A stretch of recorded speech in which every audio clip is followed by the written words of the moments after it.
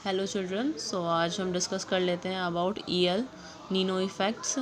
सो ये जो EL Nino effect होता है, ये रेफ़र होता है कि इरेगुलर अगर वार्मिंग होती है सरफेस वाटर से और to the in the Pacific Ocean, तो ये उसमें बताया है कि जो लार्ज वाटर बॉडीज़ होती हैं उसमें अगर इरेगुलर वार्मिंग की हेल्प से जो भी वेदर में चेंजेस होते हैं, रेनफॉल में चेंजेस या फिर मॉइस्चर किस तरीके से कन्वर्ट हो जाती है रिलेटिव ह्यूमिडिटी में, सो वो सारी चीज़ें किस तरीके से एक दूसरे से रेगुलेट होती हैं, वो हमारा काउंट होता है ईएल नीनो इफेक्ट में। So the warm air current pump energy the moist into the atmosphere altering global wind and rainfall patterns. तो इसमें वही बताया हुआ है, जो वार्मर एयर होती है वो एनर्जी को पंप आउट करती है और एटमॉस्फेयर में मॉइस्चर हो जाता है इन द एयर, और जो भी ग्लोबल विंड होती हैं या फिर रेनफॉल पैटर्न्स होते हैं वो चेंज हो जाते हैं।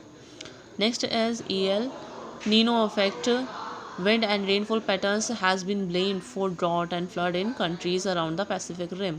तो पैसिफिक रिम के अराउंड जितने भी कंट्रीज़ आती हैं उनमें जितने भी ड्रॉट या फिर फ्लड की पॉसिबिलिटीज़ होती हैं वो सब ब्लेम किया जाता है ईएल नैनो इफ़ेक्ट को, जिसकी वजह से जितने भी फिनोमिना होते हैं, जैसे टोरंट्स होता है फ्लोरिडा में, स्मोक होता है Indonesia and forest fires in the Brazil. So ये सारी जो चीज़ें होती हैं वो सब क्या है, ब्लेम करती हैं ईएल नीनो इफ़ेक्ट के कारण। The monsoon rains are largely influenced by El Nino. जो मानसून है वो भी क्या है, ईएल नीनो इफ़ेक्ट जो होता है उसकी वजह से अफेक्टिवली वर्क करती हैं।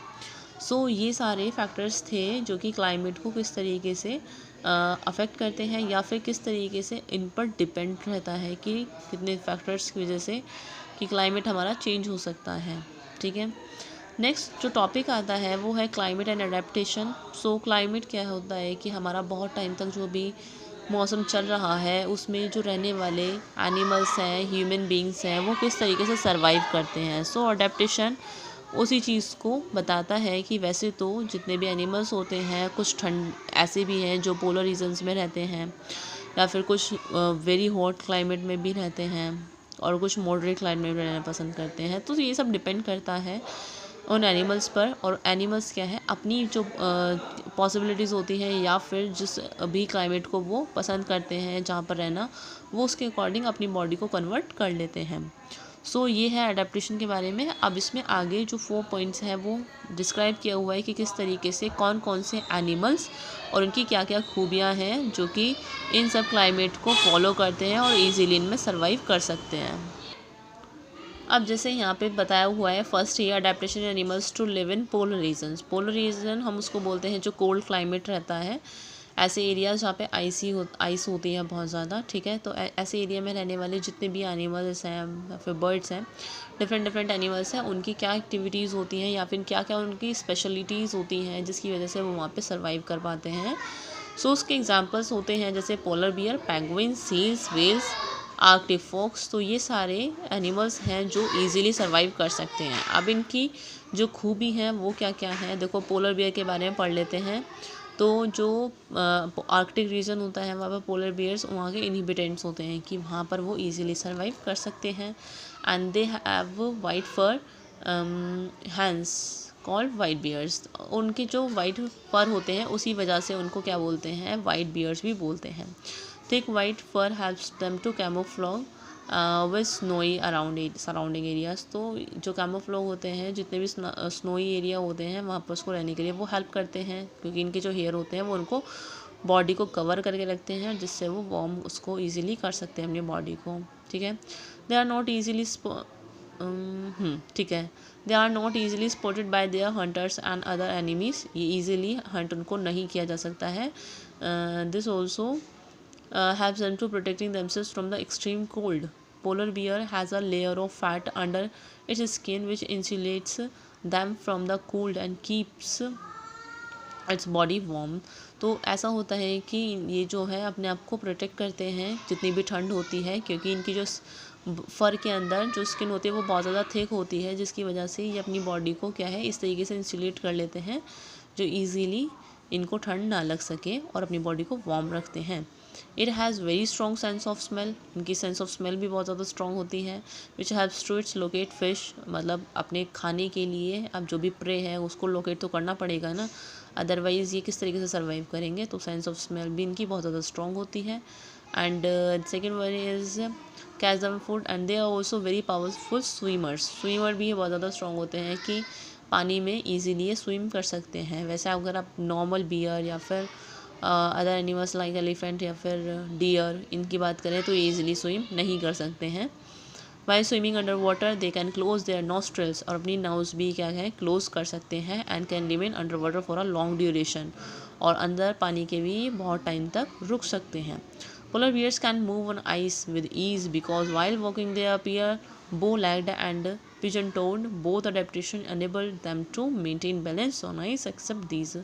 The soles are covered with hair, making a note skid tread. तो इन्होंने यहाँ पर बताया है कि जो इनके लेग्स होती हैं उनको भी एक तरीके से पिजन टोड की तरह मतलब फॉर्म्ड कर लेते हैं अंदर की साइड, जिससे क्या है ईजीली क्या है पानी के अंदर रह सकते हैं। सो आपने देखा कि जो पोलर बियर हैं उनकी क्या क्या स्पेशलिटीज़ हैं जिसकी वजह से वो आर्कटिक रीजन में सर्वाइव करते हैं। अब यहाँ पर कुछ न्यू पॉइंट भी दिया हुआ है। In cold region various animals go to a long winter sleep called hibernation such as polar bear. अब पोलर बियर जो होते हैं वो हिबरनेशन जो प्रोसेस होता है इसको भी फॉलो करते हैं, और वो होता है कि अगर कोई एनिमल लंबे समय तक सो रहा है, ठीक है। अदरवाइज़ आपने कुछ एनिमल्स को देखा होगा कि जो बहुत ही स्मॉल टाइम के लिए ही नींद लेते हैं या फिर रेस्ट करते हैं, बट जो पोलर बियर्स हैं वो एक लंबे समय तक के लिए सो सकते हैं, तो उसको प्रोसेस को बोलते हैं हिबरनेशन। ये भी इनके अंदर क्वालिटी होती है। Next is penguin and seals. देखो ये ज़्यादा हार्ड नहीं है, इजीली आप इसको पढ़ सकते हो, तो मैं इसको आपके लिए छोड़ रही हूँ, ठीक है। नेक्स्ट हम कोल्ड क्लाइमेट वाले उसकी बात कर लेते हैं कि कोल्ड क्लाइमेट रहने वाले जो एनिमल्स हैं उनकी क्या खासियत होती है। तो यहाँ पर दिया हुआ है दीज अडेप्टेशन एज फॉलोज। तो फर्स्ट ही दिया हुआ है जैसे animals which an live cold regions bear are coat of thick fur, ठीक है। तो ऐसे जो एनिमल्स होते हैं उनके थिक फर होते हैं, इनकी ये क्वालिटी होती है। Second one is animals have a thick layer of fat under the skin and the birds are with more down feather. मतलब जो एनिमल्स होते हैं उनकी थिक लेयर ऑफ फैट होता है अंडर द स्किन, ठीक है।